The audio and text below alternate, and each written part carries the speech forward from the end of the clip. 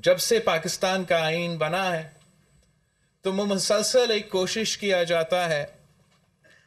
کہ اس آئین پہ حملہ ہوتا ہے، اس آئین پہ ڈاکہ مارا جاتا ہے، وہ اس لیے کہ کچھ قوتوں کو اسے یہ برداشت نہیں ہوتا کہ پاکستان کے عوام کو ان کا حق ملے، سارے صوبے کو ان کا حق ملے، وہ اپنے وسائل کا مالک خود ہو، ہر شہری کو اپنا ووٹ کا طاقت ہو، ہر شہری کے پاس یہ حق ہو کہ وہ اپنے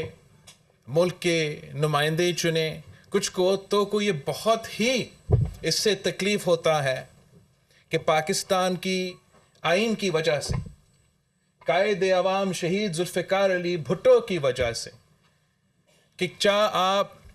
کسان ہو یا مزدور ہو، سفید پوش طبقہ سے تعلق رکھے، آپ ایک لائر ہو، آپ ایک ٹیچر ہو، آپ ایک چھوٹا تاجر ہو، یا آپ فوج میں ہو یا آپ پولیس میں ہو، آپ امیر ترین آدمی ہو یا غریب ترین آدمی ہو، آپ کا ایک ہی ووٹ کا حق ہے، اور ہر شہری کے پاس اتنا ہی ریپرزنٹیشن میں اتنا ہی آواز ہے اس ملک پہ کہ ہم سب الیکشن دن پہ جا کے اپنا ووٹ استعمال کریں اور اس ملک کی حکمرانی کا فیصلہ کریں۔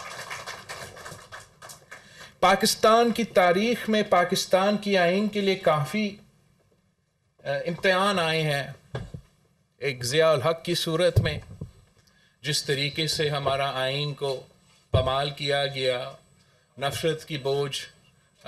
جو اس دن مذہب کے نام پہ پورا ملک کا جو نقصان ہوا، جنرل ضیاء کا دور تھا، ہم آج تک اس کا نتیجہ بھگت رہے ہیں۔ اس کے بعد عامر جنرل مشرف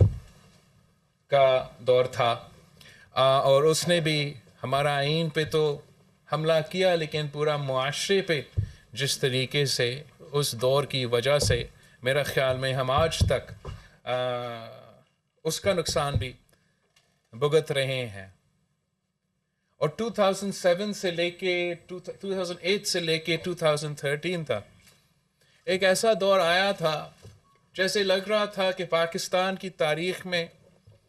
آخر کار پورا معاشرے جو ہے، پورا جو سوسائٹی جو ہے، ہم میچور ہو چکے تھے۔ مجھے یاد ہے اس دن جب آپ نے 1973 کا بحالی کے لیے 18ویں ترمیم پاس ہوا، تو ڈان نیوز کا ہیڈ لائن تھا کہ پاکستان's politicians finally mature۔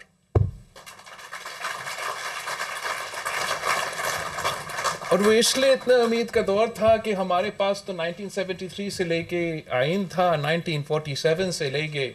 ملک تھا، لیکن ہمارا پولرائزیشن، ہمارا پارٹیزن شپ اس حد تک پہنچ چکا تھا، کوئی آپس میں بیٹھنے کے لیے تیار نہیں تھا، اور اس کے نتیجے میں ملک نہیں چل سکا۔ سیاسی جماعتوں نے اس فیصلے پہ، اس موقف پہ پہنچا کہ جب تک ہم آپس میں لڑتے رہیں گے مزے تو کوئی اور لیں گے، آئین ہمیشہ خطرہ میں رہے گا، جمہوریت خطرہ میں رہے گا، اور ملک ترقی نہیں کرے گا۔ جو شہید محترمہ بے نظیر بھٹو نے، اس کے باوجود کہ جو ہمارے اس وقت کے مخالف تھے، ہمارے ساتھ انتقامی سیاست کا رویہ رکھا تھا، صدر زرداری نے 8.5 سال اس وقت تک، 11 سال اس وقت تک اجتماعی جیل میں گزارا تھا، مگر اس کے باوجود خود شہید محترمہ بے نظیر بھٹو اپنے سیاسی مخالفین کے پاس جائے اور یہ فیصلے کی کہ ہم چارٹر آف ڈیموکریسی پہ کام کریں گے، اور ہمارا جو آپس کے اختلافات ہے وہ اختلافات رہیں گے، لیکن ہم ایک دوسرے کے ذاتی دشمن نہیں ہوں گے۔ ہم پاکستان کے مفاد کے لیے ہم اگر اپنا لڑائی ہے بھی صحیح، وہ الیکشن کے حد تک ہوگا، اور الیکشن کیمپین کے دوران ہم ایک دوسرے کے مخالفت کریں گے، مگر اس کے بعد جس کا حکومت بنے گا، ان کو، حکومت پاکستان کو، پارلیمان کو اگر نظام کے تحت چلے گا، اپوزیشن میں لیڈر جو ہے وہ اپوزیشن کا عہدہ سنبھالیں گا، لیڈر آف دا ہاؤس وزیر اعظم کا کرسی بھی سنبھالے گا، اور ایک نظام کے تحت یہ ملک چلے گا۔ اور اس کنسنسس میں نہ ہم نے نون لیگ کے یا ہمارے دوسرے کوئی مخالفین کو جیل بھیجا، اور جب ان کو موقع ملا تو ایک حد تک یہ نظام چلتا رہا. اور اس ماحول میں کیا ہوا؟ اس ماحول میں ہم آپس میں جمہوریت کی جنگ نہیں لڑ رہے تھے یا آپس کی لڑائیاں نہیں لڑ رہے تھے. ہم پاکستان کے عوام پہ فوکس کر سکے. ہم 18ویں ترمیم بھی پاس کر سکے, بے نظیر انکم سپورٹ پروگرام لے آ سکے, اور جو بہت ہی پرانے پاکستان کے مسائل ہو, ہر کسی کہیں نہ کہیں ہم نے ان کا ایڈریس کیا ہو. ایک زمانے میں ناردرن ایریاز ہوتا تھا, ان کو ہم نے گلگت بلتستان بنا دیا. NWFP کے نام سے, صوبہ سرحد کا نام سے ایک صوبہ ہوتا تھا, نے پختونخوا بنا دیا. اور یہ صرف اس لیے ممکن تھا کہ ہمارا کوشش یہ تھا کہ ہر ادارہ اپنا دائرہ میں رہ کے کام کرے. اس دور میں بھی مسائل تھے, مگر اس کنسنسس کی وجہ سے ہم اپنے دور میں ڈیلیور کر سکے. ماضی میں یہ ہوتا رہا کہ جس کا حکومت آتا تھا وہ پہلے اپنے مخالفین کو جیل بھیجتے تھے, اور پھر جو ان کے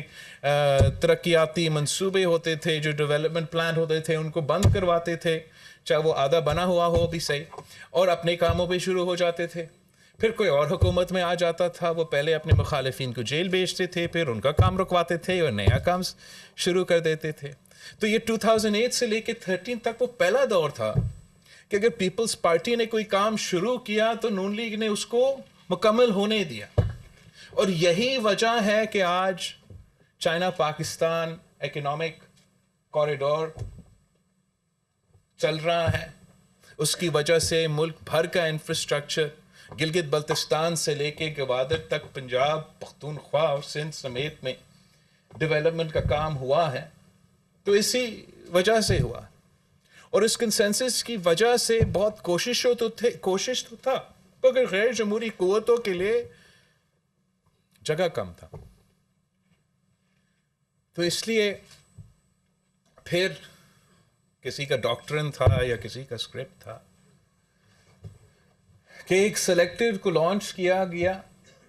اور لانچ اس لیے کیا گیا کہ اس کنسنسس کو توڑنے کے لیے مکمکا کا پروپیگنڈا چلا,